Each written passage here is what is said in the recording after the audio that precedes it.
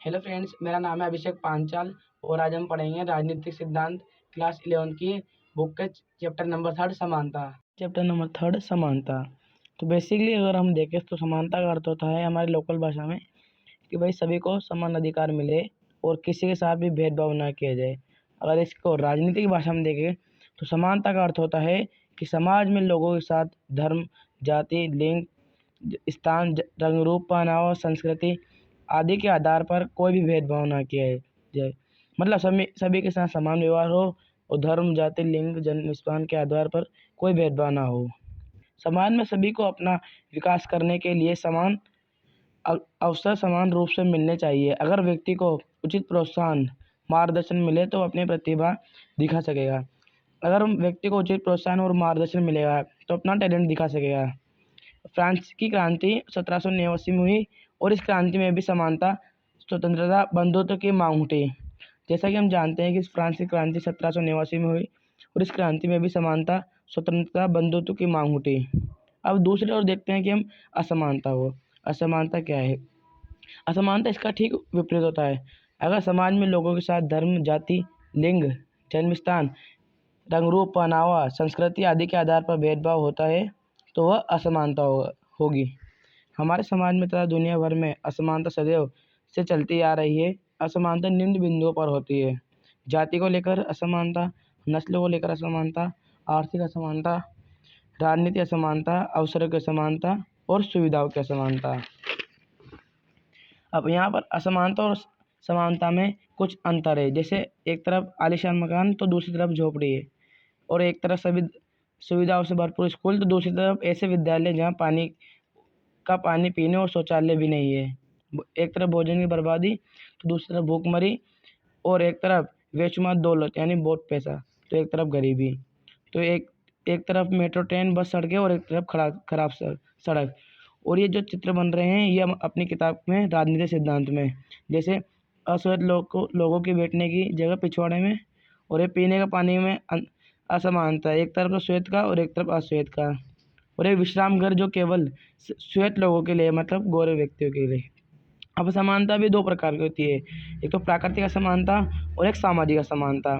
प्राकृतिक असमानता लोगों में जन्मजात होती है। ऐसा माना जाता है कि प्राकृतिक विषमता को ठीक नहीं किया जा सकता, जैसे कि रंग, रूप, ऊंचाई, शरीर का मतलब मोटा पतला होना, नाटा होना आदि प्राकृतिक असमानता है। प्राकृतिक असमानता है जैसे कि जो हमें जन्मजात प्राप्त है प्रकृति से और इनमें कोई चेंज नहीं कर सकते हैं।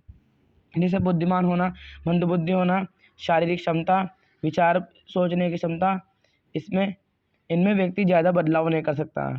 और दूसरी ओर सामाजिक असमानता है। सामाजिक असमानता में परिवर्तन किया जा सकता है क्योंकि इसे मनुष्य ने उत्पन्न किया है, जैसे जाति प्रथा, रंगभेद, छुआछूत इत्यादि सामाजिक असमानता है।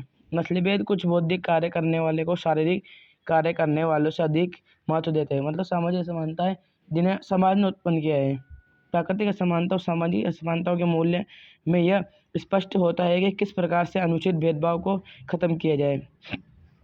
असमानताओं के अब समानता पढ़ेंगे। समानता के 3 आयाम है: राजनीतिक समानता, सामाजिक समानता और आर्थिक समानता।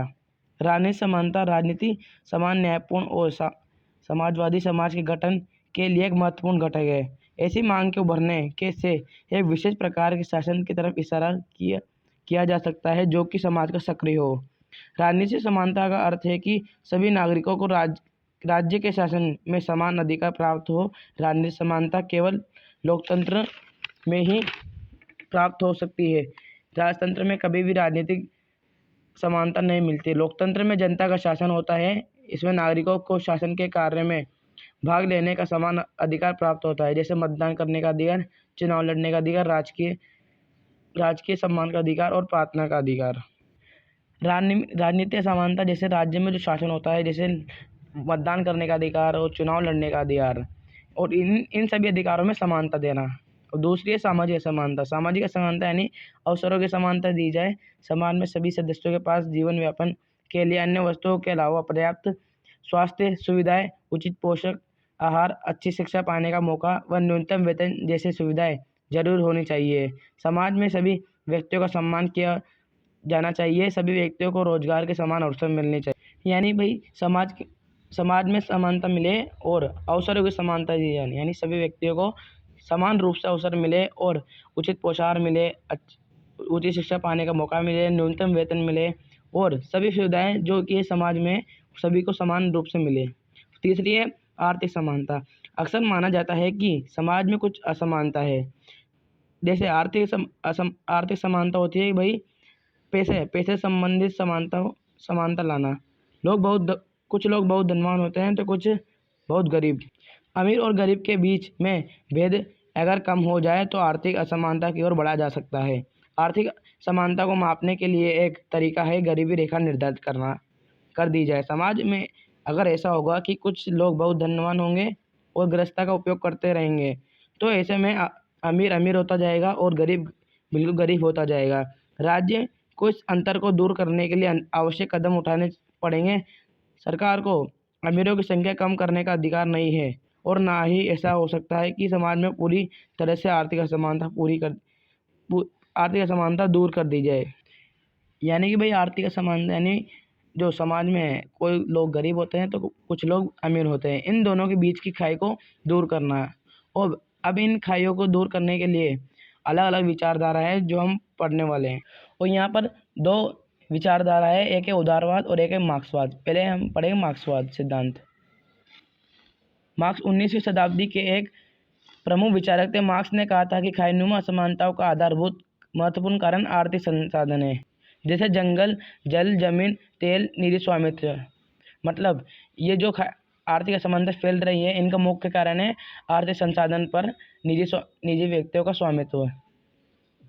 यह निजी स्वामित्व में केवल मालिकों के वर्ग को धनवान बनाता है, बल्कि उन्हें राज्य की नीतियों एवं कानूनों को प्रभावित करने वाले राजनीतिक शक्ति से संपन्न करता है, जो लोकतंत्र सरकार के लिए खतरा साबित हो सकता है। इसलिए मार्क्सवादी कहते हैं कि आर्थिक असमानता समाज को नुकसान पहुंचाती है। मतलब जो आर्थिक संसाधन है उन पर निजी व्यक्तियों का स्वामित्व है, उनको दूर किया जाना चाहिए। अब दूसरा है उदारवादी सिद्धांत। उदारवादियों का मानना है कि सभी लोगों के लिए जीवन व्यापन के लिए न्यूनतम स्तर और समान आधार प्रदान हो और उन्हें निर्धारित करने में राज्य को दखल देना चाहिए।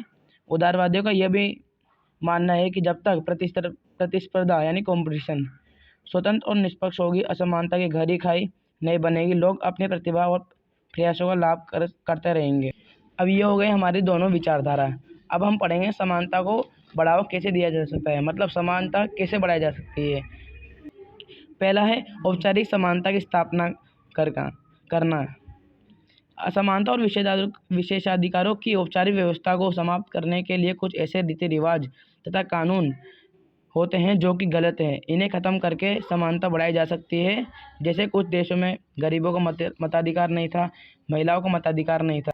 यानी असमानता और विशेषाधिकारों की जो औपचारिक व्यवस्था है, यानी कई देशों में जैसे महिलाओं को मताधिकार नहीं था और गरीबों को मताधिकार नहीं था, इन सबको दूर करके या ख़त्म करके समानता बढ़ाई जा सकती है। और कुछ और एग्जाम्पल देखते हैं यहाँ पे, जैसे महिलाओं को व्यवसाय एवं गतिविधियों में हिस्सा लेने की अनुमति नहीं थी। भारत में जाति एवं निचली जाति को लोगों को शारीरिक श्रम के अलावा काम करने में से रोकते थे। अब जैसे छुआछूत, यानी कुछ देशों में कुछ विशेष परिवार के लोग ही सर्वोच्च पद पर आ सकते थे। जैसे कुछ देश थे जहाँ पर कुछ जो सर्वोच्च पद यानी सबसे ऊंचे पद है वहाँ पर कुछ ही परिवार के लोग आ सकते थे। दूसरा है विभेदक बर्ताव द्वारा समानता है, यानी लोगों के साथ कुछ स्थितियों में अलग अलग बर्ताव करके समानता बढ़ाई जा सकती है। जैसे कुछ विशेष स्थितियों में लोगों के साथ भिन्न भिन्न बर्ताव करके समानता बढ़ाई जा सकती है। उदाहरण, विकलांगों के लिए सार्वजनिक स्थानों पर ढलानी इलाकों वाली मांग उचित होगी, इससे उन्हें सार्वजनिक भवनों में प्रवेश करने का समान अवसर मिलेगा। यानी कुछ विशेष स्थितियाँ जैसे विकलांग, उनके लिए ढलानी इलाकों वाली मांग उचित रहेगी क्योंकि वो विकलांग है और वो ढलानी इलाकों वालों में आसानी से जा सके। और दूसरा एग्जाम्पल है, रात्रि में कॉल सेंटर के काम करने वाली महिलाओं को आते और जाते समय विशेष सुरक्षा प्रदान करके उनके समान अधिकारों की सुरक्षा की जाए। अब तीसरा है सकारात्मक कार्रवाई। सकारात्मक कार्रवाई इस विचार पर आधारित है कि कानून बना देना भर काफ़ी नहीं है। असमानताओं की समाप्ति है तो गहरी खाई को भरने के लिए सकारात्मक कदम उठाने जरूरी है। सकारात्मक कार्रवाई का वंचित समुदाय के विद्यार्थियों को छात्रवृत्ति और छात्रावास की सुविधा देकर आरक्षण दिया जा सकता है। वंचित वर्ग उन वर्गों से मुकाबला नहीं कर पाते हैं जो सुविधा प्राप्त वर्ग है। यानी सकारात्मक कार्रवाई इस विचार पर आधारित है कि जो वंचित समुदाय के छात्र हैं या विद्यार्थी हैं उन्हें छात्रवृत्ति देना, छात्रावास की सुविधा उपलब्ध कराना। अब आता है नारीवादी सिद्धांत, स्त्री पुरुष में समान अधिकारों का पक्ष लेने वाला सिद्धांत। नारीवादी कहते हैं कि स्त्री पुरुष के बीच के भेदभाव को समाप्त करना चाहिए और पितृसत्ता के कारण स्त्रियों को कम अधिकार दिए गए। यानी पितृसत्ता यानी घर में पिता का शासन होता है ना, तो उसे पितृसत्ता कहते हैं। इस व्यवस्था को पुरुषों को श्रेष्ठ माना जाता है। पितृसत्ता को श्रम का विभाजन ऐसे कम किया है गया, महिला को घरेलू काम, निजी काम तथा पुरुषों को बाहरी और सार्वजनिक काम दिए गए। पितृसत्ता के अंदर जो महिलाओं को तो घरेलू और निजी काम देते थे, लेकिन पुरुषों को बाहरी और सार्वजनिक काम देते थे और पुरुषों को ज़्यादा अधिकार प्राप्त था पितृसत्ता के अंदर। और पितृसत्ता के कारण स्त्रियों को कम अधिकार दिए गए। धन्यवाद।